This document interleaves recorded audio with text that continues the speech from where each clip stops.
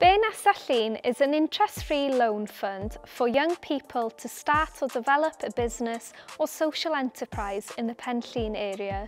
A group of business people in the area invested their money into the fund, which has now been recycled so many times that 14 businesses have received over £70,000 worth of interest-free loans. These businesses include Sionna Dywan from Tanya Whitebits, Rebecca Hughes from Tolino, and even our cameraman, David Hughes from Amcan. Arloes Gwynedd Wledig's role is to administer the fund, so I'll be the officer assisting you with your application. The process is quite straightforward.